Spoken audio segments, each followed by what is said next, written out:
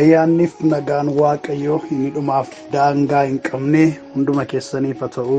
Ijoolleen gooftaa tajaajila sarara qilleensa irratti tokkummaa amantoota humna wangeelaa keessatti kan argamtan, baga waaqayyo gooftaan isin jiraachisee isin eegee nama arraa isin taasisee, anis manni koos guutummaan fooniif hafuurri koo gooftaa Yesuus Kiristoosiif galanni haa ta'u. Nagaadha. Harki waaqayyoo inni gaariin inni guddaan naa wajjin ta'ee amma irraatti na fidee jira. Obboleessi keessan eebbaan nagaa kooti. Waaqayyootti guddaa gammannaa, gaarummaa isaa nurratti baay'atee safaraaf lakkoobsa dhabee jira. Kanaaf waa'ee hunduma keenyaatiif waaqayyo ulfaatu jedha. Egaa akkuma hundumtuu beeku tokkummaa kana keessatti yeroo dheeraadhaaf almost ji'a ja'aaf torbaniin kan gadi dhiifamu barnoota mata duree kiristiyaanummaa jedhu irratti walii wajjiniin barachaa turreerra.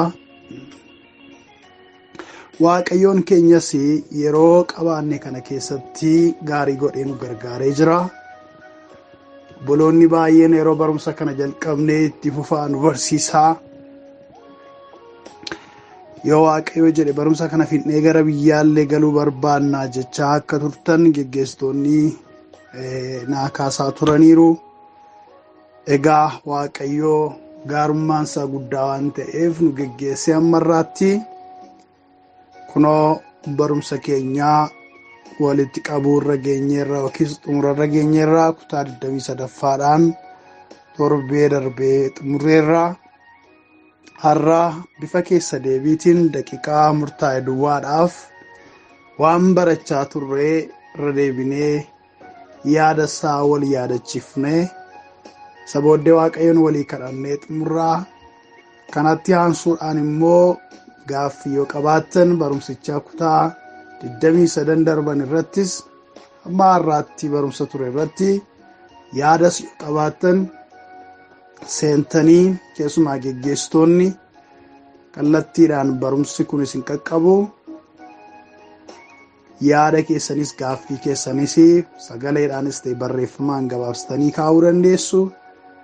Akkuma kanas immoo gargaarsa waaqayyo barumsa kana keessatti isiniif godhee waan irraa barattan, waan itti gargaaramtanis akka waldaa keessaniitti akka dhuunfaatti waan dubbattan kana dubbachuun qaba yoo jettan namootaaf barumsa waan ta'u akka dubbattaniif carraa isinii laannaa. Barumsa kana booddee seentanii yaada keessanii kennuu dandeessu. Kana kan gootan ulfina waaqayyoof jettanii malee nama foon qabeessa tokko jajuudhaaf ol kaasuudhaaf jettanii akka hin goone asumaan isin yaadachiisa. Mee waaqayyoon kadhannee gara yaada keessa deebiitiif kutaa dubbii waaqayyoo tokko isinii dubbisuutti dabarra. Waaqa keenyaa ati bara baraan guddaadha, dinqisiisaadha, ati alfaadha, omeegaadha. Gargaarsi kee geggeessaan kee ajaa'ibsiisaadha. Ijoolleen kee gaarummaa kee isa guddaadhaan geggeeffamaa. Waaqayyoo keenyarraa waan gurguddaa barachaa namoota irraa taaneerra. Inni nu geggeesse, inni nu leenjise, inni nutti dadhabee hafuura keeti, ayyaana keeti. Isaan baatamne, isaan ceene, isaan gargaaramne nu biraa ciminaaf dandeettii keenyarraati wanti ta'e kan biraan hin jiru. Kanaaf yaa Waaqa keenyaa isa nu gargaarte siif galata dhiyeessinaa. Maqaa leencicha Yihuudaa isa ittiin gargaaramneetiin galanni kee haa baay'atu. Anas akka dhuunfaatti geggeessitoota tokkummaa kanaas koree boordii, koree hojii raawwachiiftuu akkasumas geggeessitoota waldaalee onlaayinii hundumaa, tajaajiltoota waldaalee onlaayinii hundumaa gargaarsa keessa guddaadhaan geggeessiteetta. Waldaalee gama onlaayinii kanaatiin fuula kee fuula waaqayyoo duratti dhiyaataniis waaqessaniif hojii wangeelaa hojjetanis harki kee ni dinqisiisaan gargaareera. Bubbee hamaan, qilleensi hamaan karaa adda addaatiin irratti ijaaramee dhaloota kana dadhabsiisuudhaaf, facaasuudhaaf, goyoomsuuf, nyaachuudhaaf utuu yaaluu ati garuu jabaa waan taateef, ati garuu dinqisiisaa waan taateef ijoolleen kee eegamanii, dhaloonni eegamanii ce'anii har'a ga'aniiru. isa hojjette hojii keessa dinqisiisaa kanaaf yaa mootii keenya galanniif ulfinni lakkaamee safaramee hin dhumne maqaa kee maqaa Waaqayyoo keenyaatiif haa ta'u. Sabni gargaarame si galateeffata, sabni harka kee arge si galateeffata, dhaloonni siin geggeeffamee jiraatee bare sumaaf galata dhiyeessa. Kanaaf nus galata siif dhiyeessuudhaaf dhiyaannee jirra. Galanni keenya maqaa Gooftaa maqaa Yesuusiin teessoo kee qaqqabeessitti haa urgaa'u. Ulfina kee haa mul'isu Waaqa irratti, lafa irrattis uumama hundumaa duratti ol jedhi ulfaadhu. Yaa Waaqa keenya yeroo dabarsinee fi guyyootaaf ji'oota dabarsine hundumaa keessatti yeroo fuula kee duratti barachaa turre. Yaa Waaqayyo warri barannus ani inni barsiisus yaa Waaqayyo ulfina keetti buunee dogoggorree yoo jiraanne sababii cubbuu keenyaaf, sababii dogoggora keenyaaf waan akka nurratti hin cufamneef guyyaa kana guyyaa xumuraa kanatti araara si kadhanna. Maqaa Gooftaa Yesuusiin Waaqni araaraan nurratti haa banamu. Hirmiin hundumtuu, cubbuun hundumtuu jireenya keenya keessaa kan gadi xaragame, kan gadi duguugame haa ta'u. Yaa Waaqayyo arras karaa qabda, arras dubbii qabda. Ati yeroo hundumaayyuu yaadaaf sagalee qabda. Balballi kee cufaa miti, ayyaanni kees murtaa'aa miti.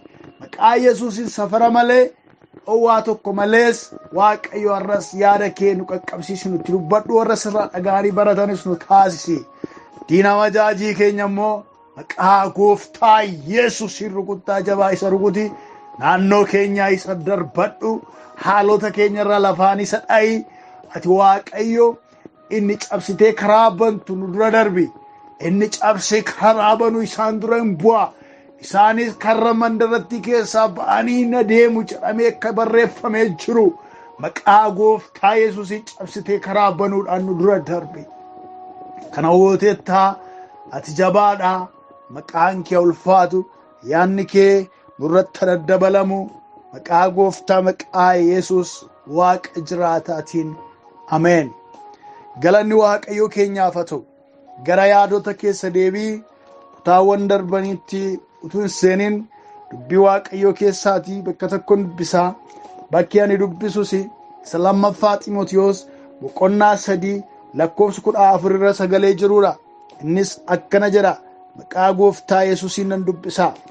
Ati garuu isa barsiifamte cimsitees itti amante sanaa eenyu fa'i irraa akka barte waan beektuu fi isatti qabamii jiraadhu. Ameen. Irra deebi'een dubbisa. Ati garuu isa barsiifamte cimsitees itti amante sanaa eenyu fa'i irraa akka barte waan beektuu fi isatti qabamii jiraadhu. Ameen. Galanni Waaqayyoodhaaf haa ta'u. Sagalee kana mucaasaa hafuuraa kan ta'e Xiimotewositti nama Waaqayyo Phaawulostu dubbata. Innis immoo yeroo dheeraadhaaf nama barsiisaa ture. Yeroo dheeraadhaaf nama hafuurri Waaqayyoo karaa isaas ta'e karaa maatii isaatii itti dadhabaa ture. Kanaaf dhaamsa dhaamaaf. Dubbiin kun dubbii isaa gara dhumaati. Ergaa inni dhuunfaadhaan tajaajila wangeelaatiif jedhee isaaf ergee ergaa isa lammaffaati. Dubbii galaati. Dubbii dhaamsaatis dubbiin kun, dubbii gudunfaatis dubbiin kun maal jedha? Isa barsiifamte sanaa eenyu fa'irraa akka barsiifamte waan beektuu fi itti jabaadhu, ittiinis jiraadhu jechuudhaani. Sagalee Waaqayyoo isa barachaa ture, isa nyaachaa ture, isa gorfamaa ture, xalaadhaan itti barreeffamees ta'e qaamaanis wajjiniin deemee bira taa'ee leenjisaa kan ture, waldaa Efesoon keessattis itti dadhabaa kan ture, yeroo walii wajjiniin hojii wangeelaatiif socho'an hundumaattis itti dadhabee barsiisaa kan ture. Isa sanarratti akkas jedhee yaadachiisa namni Waaqayyoodhaa Phaawulos. Ati garuu isa barsiifamte cimsitees itti amante sanaa eenyu fa'irraa akka barte waan beektuu fi isatti qabamii jiraadhu. Maalitti qabamii jiraadhu? Waan barsiifamte sanatti qabamii jiraadhu. Ganaaniyyuu barumsa kan biraasii fidaayyuu hin jenneen. Ganaaniyyuu leenjii garaa garaatiif si qopheessa yoo hin jenneen waan barsiifamte sana cimsitee isa itti amantee jirtu sana isarraati hin mixxiqiniiti, isarraa hin jallatiniiti, isatti qabamiiti jiraadhu. Inni maal keedha? Inni qajeelfama keedha, inni qajeelchaa keedha, inni leenjisaa keedha, inni geggeessaa keedha jechuudhaani jabeessee namni Waaqayyoodha Xiimotewos isa baratee gorsa dubbii Waaqayyoo, barumsa dubbii Waaqayyootiin akka jiraatuu fi dhaamsa isaaf dhaama. Boqonnaa 3 kana lakkoofsa 16-17 irratti waa'ee dubbii Waaqayyootiin geggeeffamuusaa fi gorsa namni Waaqayyoodhaa itti fufee kennuuf lakkoofsa 14 irratti kanan duraan dubbise 16-17 darbee yoon dubbise akkas jedha. Caaffanni qulqullaa'aan hundinuu geggeessaa hafuura Waaqayyootiin caafame barsiisuuf, balleessaa hubachiisuu fi qajeelummaattis leenjisuudhaaf dhimma hin baasa. Namni Waaqayyoo waa gochuuf kan danda'e, hojii gaarii hundumaafis kan qophaa'e akka ta'u hin godhaa. Dubbiin Waaqayyoodha. Caaffanni qulqullaa'aadha. Geggeessaa hafuura Waaqayyootiin caafameedha. Barsiisuuf, balleessaa hubachiisuuf, qajeelchuuf, qajeelummaattis leenjisuudhaaf dhimma hin baasaa. Namni Waaqayyoo waa gochuuf kan danda'e, hojii gaarii hundumaafis kan qophaa'e akka ta'u hin godhaa. Kanaaf inniti baratte dubbii Waaqayyoo, inniti mucummaa keetii kaaftee qorachaa turte dubbiin Waaqayyoo kuni geggeessaa hafuura Waaqayyootiin caafame, lubbuu qaba, jireenya qaba, faashinii isaa irraan darbu, jiraataadha, hinduun dulloomu. Kanaaf fayyisuudhaaf, leenjisuudhaaf, balleessaa hubachiisuudhaaf, qajeelchuudhaaf, qajeelummaattis leenjisuudhaaf dhimma hin baasa.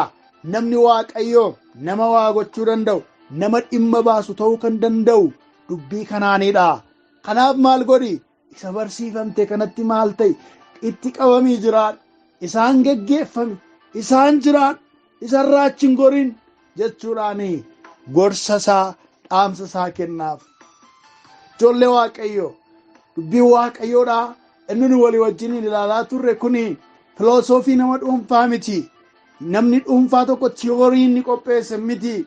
Yaada nama dhuunfaa tokko utuu akkas ta'ee akkasitti jiraatame, utuu akkasitti bahame bayeessadha jechuudhaan waan ani dhuunfaa kootti taa'ee boce miti.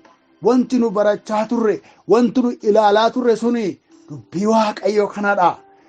Inni nurraa barachaa turre hafuura Waaqayyoo irraatiidha. Ani akka nama tokkotti torbaniin yeroo Waaqayyoo naaf kennirraati dubbii Waaqayyoo haa barsiisu malee itti gaafatamummaan abbaan mirgaa koppiraayitii isaa hafuura Waaqayyoodha. Hafuurri Waaqayyoo inni nu barsiise immoo isa baranne dhugaa dubbii isaatiin akka jiraannu barbaada. Bara 2021 bara 2022 ji'a akkasii keessaa dubbii Waaqayyoo abaluun nu barsiisee ture jennee akka afaaniin odeessinu dubbannu duwwaan miti. Pirinsipilii jireenyaa godhannee, qajeelfama jireenyaa godhannee ittiin qajeelfamnee akka jiraannu Waaqayyo nurraa barbaada. Dhugumaan Waaqayyootti guddaan gammada. Barnoota kana tokkummaa kana irratti, onlaayinii kana irratti barsiisee xumuruutti gooftaatti guddaan gammada. Sababiin isaa ergaa guddaadhaaf dhaloota kanaaf waa'ee baasu bara kana onlaayinii duwwaa irratti tun taane waldaa lafarraa irrattis, waldaa koo keessattis ta'e waldoota kan biroo keessatti ergaa ani dubbachaa jiruu fi dhaamsa ani dhaamaa jiru yeroo gabaabduullee haa ta'u bakka ani argametti dubbii ani dubbachaa jiru baay'eensaa barumsoota nuyi baranne kana keessatti hammatamee jira. Kanaaf dhaloota addunyaarra jiran gama kanaan teknooloojiitti fayyadamuudhaan dubbii Waaqayyoodhaa baratan kanaaf galaa kana galaasuun anatti tola. Wanti hundumtuu akka fedha Waaqayyootti ta'a. Karoora mataa keenyaatiin duwwaa miti. Tarii onlaayinii kanarraa yeroon qabu, turtii ani qabu asumatti hammatu dhaabbate illee ani hin gaabbu jechuudha. Kanumaan tajaajila onlaayinii kanaallee hin ga'a. Waaqayyoon isin haa eebbisu. Jabaadhaa ijoollee egaa hamma ammaatti walii wajjin deemneerra jedhee utuuni tajaajila onlaayinii kana asumatti dhaabeellee garaan koo na boqota jechuudha. Nan gammada jechuudha. Sababiin isaa galaa ta'ee kan jiraatu sagalee Waaqayyoo isinii qaqqabsiisuu yaaleera. Akkaataan itti isin biraan ga'aa tures akkaataa itti yeroo dheeraadhaa fi sagalee Waaqayyoo kun isin bira turuu danda'u bifa oodiyootiin miimoorii keessan keessatti darbee WhatsAppiin yoonnaa tabalaasha'es appilikeeshinii isaa yoonnaa isin jalaa bades sagaleen Waaqayyoo kun akkas jalaa hin bannetti akkaataa inni itti miimoorii keessan keessatti hafee MP3dhaan yookiis oodiyoodhaan isiniif jiraatuttan dhiyeessaa ture. Kunis yeroodhaa gara yerootti dubbii Waaqayyoo kanatti akka gargaaramtaniif jedheeti. Kanaaf Waaqayyo inni nu gargaaree Waaqayyo inni xumura kanarraan nu ga'e maqaan isaa bara baraan haa ulfaatu.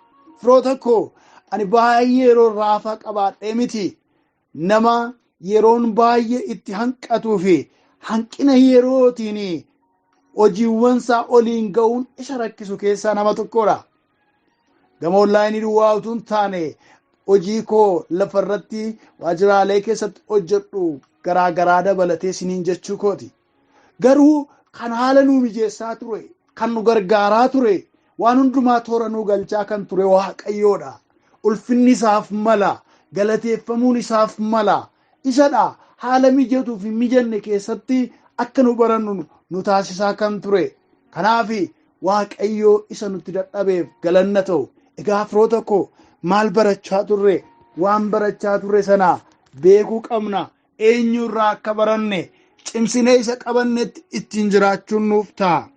Hammuma tokko keessa deddeemee isin yaadachiisuudhaaf dubbii Waaqayyoodhaa karaa akka kanneen nuti ilaalaa turre barumsa walitti fufaa mata duree kiristiyaanummaa jedhuun guyyaa jalqabaa irratti kan walii wajjin ilaalle. Kiristiyaanummaan gabaabaatti kiristiyaana jechuun duuka buutuu Kiristoos jechuudha yeroo ta'u, hiika gadi fagoodhaan immoo kiristiyaanni Kiristoos irraa kan madde bu'aa qaama yookiis bodii paartii Kiristoos fakkaattii Kiristoos jechuudha jechuu akka ta'e walii wajjin ilaalleerra. Kiristiyaanummaan Kiristoositti makamanii isaan bulbulamanii isaan nyaatamanii jireenya haarawaa eegaluu akka ta'e walii wajjiniin ilaalleerra. Kiristiyaanummaan maqaa wareegamaa maqaa jaalalaa akka ta'e walii wajjiniin ilaalleerra. Guyyaa jalqabaatti kana duwwaa miti. Amala kiristiyaanaaf aadaaf amala kiristiyaanaa walii wajjin ilaalleerra. Isaanis jaalalaaf tokkummaa qulqullummaa akka ta'an walii wajjiniin ilaalleerra.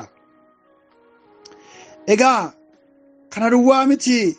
Barumsa kana itti fufuudhaan kutaawwan garaagaraa keessatti itti gaafatamummaa kiristiyaanaa maal akka ta'e ilaalleerra.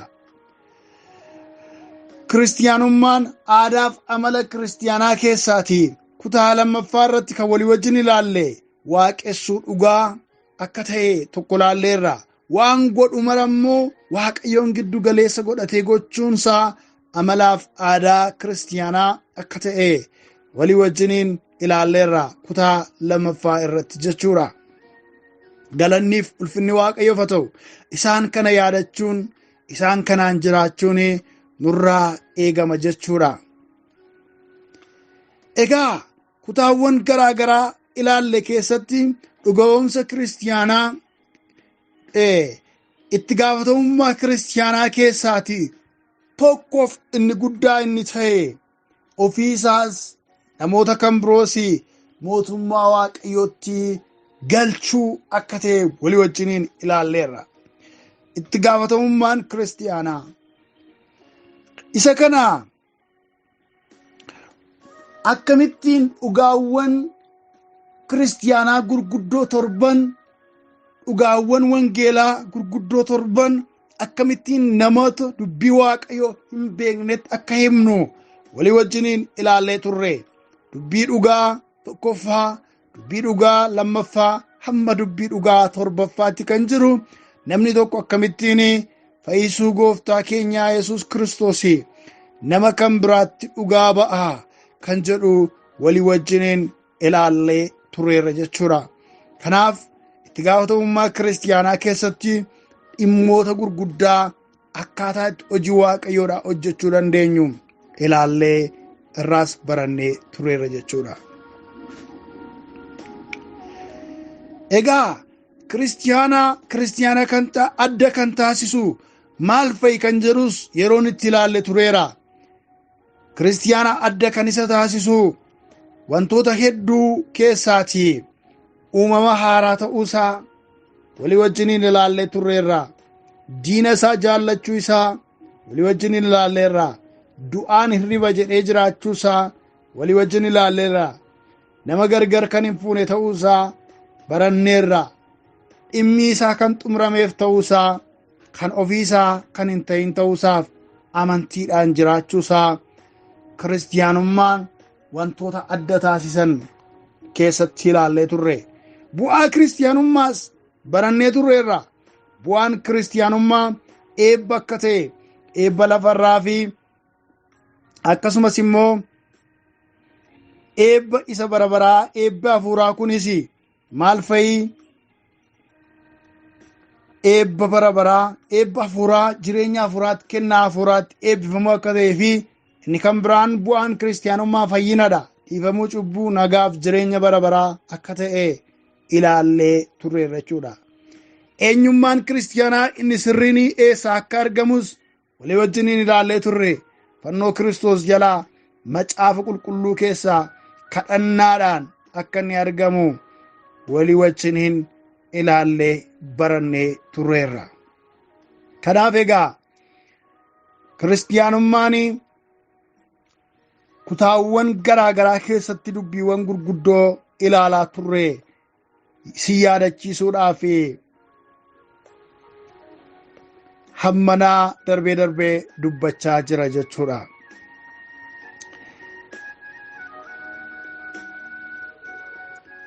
Egaa har'a yeroo dhugaawwan kana duubatti deebinee ilaallu ittiin geggeeffamuudhaaf baradheera. Isan baradhe kanaan immoo maalan fakkaachaa jira? Jireenya koo akkamittiin an geggeessaa jira? Baradhee mantaa immoo isan baradhe dubbii waaqayyootiin jireenya koo irratti hojjechaa jira. Qajeelfama jireenyaa godhadheenatan ittiin jiraachaa jira moo baratee xumureera yookiis barattee xumurteetti jedhamee man jiraachaa jira isa jedhu akka of ilaalluu fi keessa deebi'ee si yaadachiisa. Maal akka baratte eenyu fa'irraas akka baratte hin beekta. Isatti qabameeti jiraadhu. Isaan hoogganamii jiraadhu. Isaan qajeelfamii jiraadhu. Sagalee waaqayyoo isa jedhuun keessa deebinee akka ilaalluufidha. Egaa kiristiyaanummaa fi waldaa kiristiyaanaa chaalenjii yookiis rakkoowwan isaan keessa darbaa turan amma bara keenyattis immoo kiristiyaanummaa wantoota mudachaa jiru itti fufnee ilaalaa turre. Kiristiyaanummaan nu fuuldura ture. Maaliinitu qoramaa ture? Waldaan kiristiyaana nu fuuldura turte. Maaliin rakkachaa turte? Yeroon amma keessa jirrutti immoo waldaan kiristiyaanaa maaliin qoramaa jirti kan jedhu iddoo lamatti gargar fuunee ilaalle. Kaleessa kanaan dura maaliin qoramaa turte waldaan kiristiyaanaa? Har'a bara keenya kanatti immoo maaliin kan isheen ilaalamaa jirtu? Waldaan kiristiyaanaa warri durii chaalenjiiwwan isaan mudataniif deebii akkamii kennanii? Nuuni warri har'a dhaloota kana gidduu jirru immoo chaalenjii har'a nu mudachaa jiruuf deebii akkamii laannaa?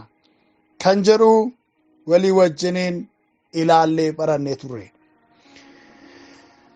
Rakkoolee waldaa kiristiyaanaa warra durii mudachaa tureef waldaaleen kiristiyaanaaf kiristiyaanummaan durii kan inni ittiin injifatee darbe tokko jennee kan ilaalle barumsa sobaa, barumsa dogoggoraa, heretical challenge akka ta'e, keessumaa waldoota ishee gara jalqabaa irilii cheerchii keessatti barsiisa sobaa akka nistoozimii, maarkoonizimii faa, manicheezimii faa, ariyaanizimii faan waldaa kiristiyaanaatti rakkoo akka turan ilaalleerra.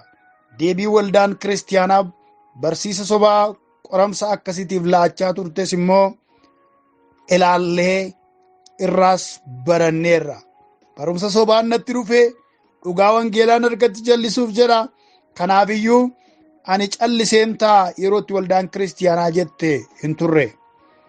Rakkoowwan sanaaf falmattoonni haqa wangeelaa yookiis apologistis warri jedhamaniif tiyooloojiyaaniin barsiistonni hogwaaqummaa hedduun rakkoo yeroo sanatti gama adda addaatiin karaa isaanii dhaabbachaa turee fi deebii barbaachisaa kennaa turaniiru. Isa barumsaan deebi'u barsiisaan kennan, isa barumsa dubbii waaqayyootiin deebi'u barumsa dubbii waaqayyoo tiyooloojikaaliidhaan gadi fageessanii deebisan, warroota beekumsa biyya lafaatiin filoosofikaalii dhufanis filoosofiidhaan deebisan. Kana duwwaa immoo miti, yeroo ari'atamni hadhaa'aniif sodaachisaan isaan mudatetti immoo ari'atama sodaachisaaf ulfaataa karaa isaanirra dhaabbate sanaaf hamma du'a lubbuutti, hamma aarsaa kaffaluutti dhaabbatanii deebii kennaa turan. Kanaaf waldaan isheen durii firiideemii amantiitiinis yeroo isheen itti qoramte tureera. Bilisummaa walaba ta'uudhaan akka barbaadanitti waaqessu, akka barbaadanitti ba'anii galuu sanaanis yeroo isheen itti ilaalamte tureera. Caalaattuu bara ari'atamaa caalaa kwaalitiin jireenya hafuuraa bara bilisummaa amantii keessa immoo akka inni baay'ee ulfaates barannee tureera. Bara bilisummaan amantii dhufee qoramsa isaanitti ta'es immoo bara sanas deebiitti barbaadan malee callisanii hin dhiisne. Bara sana keessattis barsiisota dubbii waaqayyoo baay'isuudhaan, hojjetoota mana waaqayyoo keessatti baay'isuudhaan, ammuma kiristiyaanonni baay'een amananii qoramsi baay'ate furmaata itti barbaadaa turaniiru. Kanaaf kana ilaalleerra irraas barachaa turreerra. Itti fufuudhaan waldaan bara ammaa kana keessa immoo rakkoo maaliitiinitu ilaalamaa jirti? Bara amma keessa jiraannu keessatti, jaarraa keenya keessatti waldaan kiristiyaanaa maaliin qoramaa jirti? Arra bara kana keessa kan jiruun sochiin hafuuraa babal'achuun akkuma waldaa ishee durii qoramsa ta'ee ture, bara ammaa kana keessattis qoramsa waldaa kiristiyaanaa akka ta'ee jiru ilaalleera. Sochiin hafuuraa ofii isaatiin qoramsa ta'ee osoo hin taane qabiinsa dhabuudhaan, bilchina dhabuudhaan, abbaa dhabuudhaan namoonni murtaa'e duwwaan akka barbaadanitti socho'uudhaan qooda silaa fayyinaa, gufannaa, qooda silaa kan biraadhaa fi caalaattu mootummaa waaqa babal'isuudhaaf ta'u mootummaa waaqayyootti gufuu ta'uun akka jiruu fi furmaanni isaas maal ta'u akka qabu walii wajjiniin ilaallee turreera. Ammas bara kana keessatti akkuma waldaa ishee durii qoramsa waldaa kiristiyaanaa ta'ee kan jiru inni kan biraan barsiisi sobaa hedduun bara teknooloojii kana keessa caalaattiyyuu ija jabinaan jiraachuu waaqayyoo kan faallessan, gooftummaa Yesuus Kiristoosiin kan hin fudhanne, macaafni qulqulluun guutuu ta'uusaa kan hin amanne, macaafa qulqulluu irratti kan xiyyeeffatan barsiisi sobaa garaa garaa hundeeffamanii dhaloota baay'ee burjaajessaa akka jiran, maqaa ayyaanaatiin kan daldaalan hedduun akka jiranii fi waldaan kiristiyaanaa isheen har'aaf kiristiyaanummaan bara kanaas kan dura dhaabbachuudhaaf of qopheessuun akka isarra jiru walii wajjiniin barannee turreerra jechuudha. Rakkoowwan bara kana jiran keessaa karaa ittiin waldaan kiristiyaanaa of qopheessitee dura dhaabbachuu qabdu kan biraan kan nu ilaalle cabbaa'ummaa yookiis diilallaa'ummaan hamaan akka jiru, dhaloonni dhimma kan hin qabne waa'een waldaa kiristiyaanaa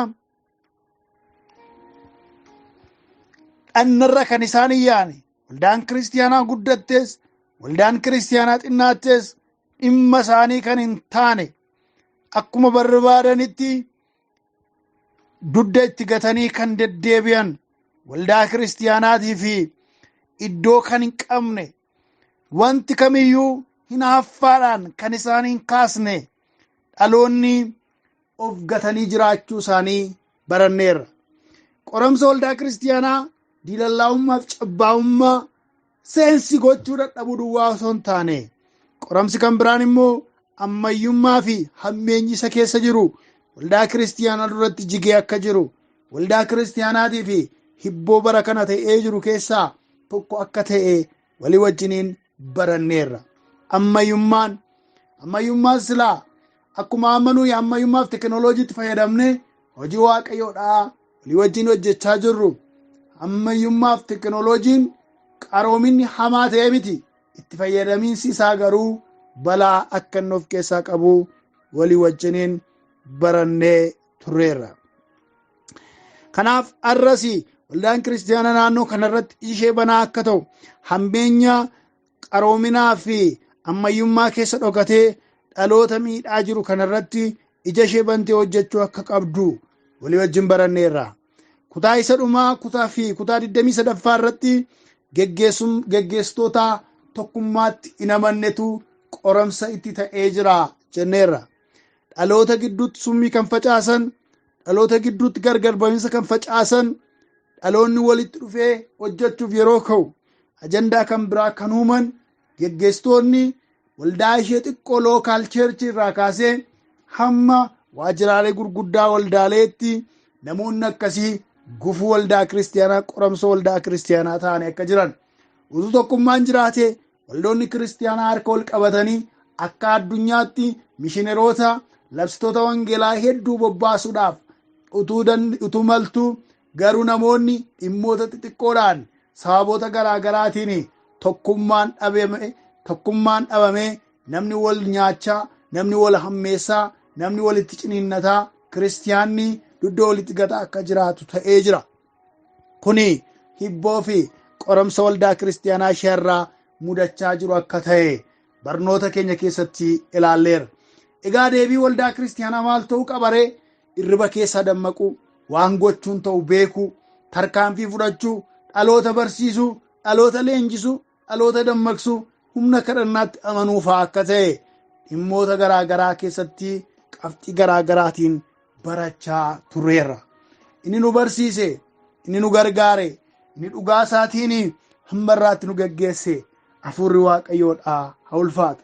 Egaa akka nama daddafee mataa isaa keessa deeme tuttuqee akkas gabaabaadha osoo hin taane dhimmoota bal'aa hedduu hafuurri waaqayyoo nu barsiiseera.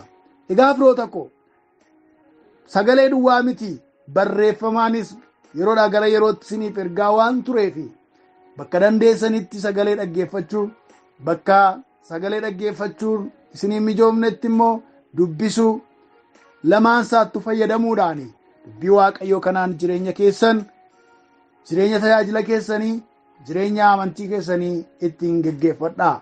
Sagalee waaqayyoo irra deebi'een dubbisaa bakka duraa isinii dubbise. Lammaffaa Xiimotewos 3:14 akkana jira. Ati garuu isa barsiifamte, cimsitees isa itti amante sanaa eenyu fa'a irraa akka barte waan beektuu fi isatti qabamii jiraadhu. Ameen. Isa baranneef isa hafuurri waaqayyoo nu leenjisetti qabamne akka jiraannuuf eeyyee innumti nu barsiise hafuurri waaqayyoo nu haa gargaaru. Ameen. Waaqayyo guddaa isin haa eebbisu. Isinis amanamummaadhaan dubbii waaqayyoo kana barattanii Gaggeessitoonni immoo sabarattan waldaalee keessan irratti sheer gochaa waan turtaniif waldaa keenyaaf tokkummaa keenyaan alattis dhaloota hedduudhaaf raabsaa waan turtaniif karaa adda addaatiin yuutuubii irraan dubbii waaqayyoo kana dhaloota biraan ga'aa kan turtan bara baraan eebbifamaa waaqayyo isin haa eebbisu. Warratti jiraatee immoo ija isaa nyaatu waaqayyo hunda keenya haa taasisu. Kanatti aansuudhaan warroonni lafaa gaggeessitootaa fi tajaajiltoota waldaalee onlaayinii kana keessa jirtanii kallattiidhaan barumsa kana isin biraan ga'u sagalee kana edda dhaggeeffattanii booddee wantoota amma irraatti barattanis yaadachuudhaan yoo waan gaaffii isinitti deebiitti argachuu barbaaddan qabaattanii sodaa tokko malee kallattiidhaan tokkummaa garee kana irrattis ta'e dhuunfaadhaan karaa keessan naaf erguu dandeessu. Yaada keessan bifa barreeffamaatiinis ta'e sagaleedhaan qooduu dandeessu. Dhuga ba'umsa qabaattan dubbachuu dandeessu. Waaqayyo inni jiraataan isin haa eebbisu. Amma kanatti aansuudhaan carraan kan keessan jechuudha. Kanaan dura calluma jennee kallattiidhumaan barumsuma duwwaa isiniif gadhiisnee yoo gaaffii qabaattan karaa keessaa gaafadhaa jechaa turre. Har'a garuu gaaffiidhaafis ta'e yaadaaf dhuga ba'umsaafis isiniif banaadha waan ta'eef seentanii yaada keessan yoo isinitti tole barreeffamaan yoo isinii mijoofne sagaleedhaan qooduu itti fufuu dandeessu. Waaqayyo isin haa eebbisu. Eebbifamaa isa guddaa ta'e isa jabaa ta'e waaqayyoon walii wajjin galateeffannee ani karaa koo asuma irratti dhaaba. Yoo waaqayyo jedhee karaa biraa barumsa kan biraadhaan obboloonni kan biraan itti fufu barumsa gama geggeessummaatiin karaa obboleessa keenyaa barsiifamaa jirus itti fuftanii barattu warri geggeessitootaa jechuudha. Waaqayyo isin wajjin haa ta'u. Waaqayyoon walii wajjin galateeffanna. Jabaa guddaa qulqulluu mootii bara baraa siif galata qabnaa. Siif hoqubaa dhiyeessina. Siin danda'ama wanti hundumtuu namni jalqabee kan inni xumuruu danda'u yoo hafuurri kee hafuurri waaqayyo isa gargaare duwwaadha. Yaa Waaqayyo nu gargaartee nu barsiiftee asiin nu geessee maqaan kee bara hamma bara baraatti ulfinaan hajajamu. Yaada kee dinqisiisaa dhugaa kee ajaa'ibsiisaa isa nutti dubbatte kanaaf galanni siif haa ta'u. Jireenya keenya isa ta'ee jireenya kiristiyaanummaa keenya isa sirraa dhaalle maal akka inni ta'e dhugaansaa inni sirriin inni ati beektu kiristiyaanummaan maal akka fakkaatu inni hin booromne inni hin makamne kiristiyaanummaan maal akka inni ta'e nutti himte. Karaa inni deemee dhufe nutti himte. Ibidda inni keessa darbee dhufe nu qaqqabe nutti himte. Nus isa fuune adaraa kana utuu hin makin utuu hin booressin utuu hin jallisin utuu hin micciirin qulqullummaa isaa eegne bu'uura isaa eegne fuulduratti fuune akka deemnuuf ilaa bara keessan keessa immoo rakkoo akkasiitis hin fuuldura jira. Isa kanaaf immoo qopheessaa dammaqaa hidhadhaa iji keessa na ilaalu of hin gatinaa hin rafinaa hin dhibaayinaa hin cabbaayinaa dammaqaa nuun jetteetta. Waaqayyo waa'ee dhugaa kee kanaaf galanni siif haa ta'u. Maqaan kee bara baraan haa kabajamu haa galateeffamu. Ilaa waa tokkon si kadhadha. Dhaloota kanaafan si kadhadha. Warratti balbala bantee carraa naa laattee dhugaa kana itti akkan himuufi naaf ayyamteefan si kadhadha. Dubbiin kee dubbiin Waaqayyoo inni dhagaan kun kan ittiin jiraatan, kan ittiin ce'an, kan ittiin tarkaanfatan, kan ittiin galma ga'an haa ta'u.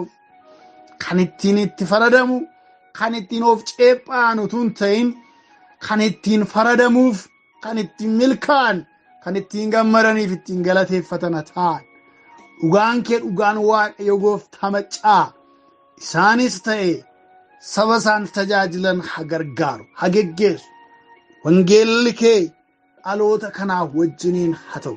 Wangeelli kee nutti laatte mo'ee ce'ee darbee gaara qaxxaamuree laga ce'ee lafa onaa qaxxaamuree iddoo hundumaatti mo'ichaan haa ce'u, haa dhaalu, haa booji'u. Warra boojuu guuranis nu taasisi. Gooftaa keenya alaan isin kadhadha akkas jette miti ati biyya lafaatiif sin kadhadhu warra anaaf laatteef garuu sin kadhadha dubbii isaanii warra dhaga'aniifis jette maqaa gooftaa Yesuusiin anis yaa abbaa mucaa kee Yesuus Kiristoosiin amanadhee ilaa sin kadhadha warra anaaf laatte warra akka dhugaa kee itti himuuf anaaf ayyamte kanaaf sin kadhadha warra dubbii isaanii dhaga'an hundumaafis maqaa Yesuusiin tokko isaan godhi maqaa Yesuusiin warra milkaan isaan taasisi warra ija godhatan isaan taasisi warra mataa diinaarra ejjetanii darban isaan taasisi warra amajaajiin isaan dadhabe isaan taasisi addi isaanii kan dibame haa ta'u jireenya isaanii kan dibame haa ta'u geggeessaa hafuura kee hafuura waaqayyootiin kan hoogganaman ta'an maqaa gooftaa Yesuusiin diinni isaan hordofu sun faana isaanii jalatti of argu billaan kee billaan waaqayyoo inni phalphal jiru ni calaqqisu amajaajii isaaniitti darbe haa cicciro maqaa Yesuusiin gaa'ilaan haa eebbifamanii dinagdeen haa eebbifamanii tajaajila hafuuraatiin haa eebbifamanii jireenya amantii isaaniitti haa eebbifamanii gooftaa Yesuus dubbiin kee jireenya dhibba waaqarraa qaba eebba lafarraas qaba dubbiin kee dubbii waaqayyoo kun jireenya isaanii keessatti eebba kana hundumaa baatee haa seenu haa milkaani maqaa Yesuusiin hamma dhumaatti ijoollee keedhaan hamma dhumaatti ijoollee geggeessi yaa waaqayyo gargaarsi kee inni jabaan dinqisiisaan irratti haa daddabalamu hafuura kee qulqulluudhaan qaramanii fuulduratti haa deemanii ija haa godhatanii mootummaa kee keessatti ija haa godhatanii maqaa Yesuus Kiristoos isin kadhadha irribi hamaan irra haa cabu daagummaan irra haa cabu joonja'ummaan irra haa cabu raata'ummaan irra haa cabu jireenya isaanii xaaxee gara deemsaa kan wallaalchise humni bineensichaa maqaa Yesuusiin irra lafa haa dhadha'u ijoolleen kee karaa banamaa argatanii fuulduratti deemuu haa danda'an kana hundumaa waan gooteef ulfaadhu dhuma keenya bara keenya eebbis biyya lafaa kanarratti amma jiraannutti yaada kee mootummaa kee keessatti nu tikfadhu fedha keetii yoo nuu dhufte nuyis waamichi nu qaqqabee gara kee yoo dhufne mirga kee mirga waaqayyootti akka wal agarruuf nu hunduma keenya gargaara warra yaa waaqayyo biyya lafaa kana mo'atanii gonfoon mo'ichaa isaaniif kennamu nu hunda keenya taasisi qulqullootaa wajjin bara baraan gammaduudhaan biyya lafaa kanarratti ormaaf karaa adeemtu taanee yoo deemnellee biyya waaqarraa sanarratti yaa waaqayyo warra mana isaanii galgalaa keessatti ulfinaan mo'ichaan si wajjin mo'an nu hunda keenya taasisi akka warra mo'eet akka warra ceet akka warra mirga kee dhaaleet akka jiraannuu fi ati waaqayyoon keenya nu gargaari tokkummaa keenya kana eebbisi maqaa Yesuusiin eebbisi wanti jalqabame deemaa jiru hundumtuu toora haa qabatu tokkummaa kana keessatti dhugumaan tokkummaa isa sirrii dhangala'aa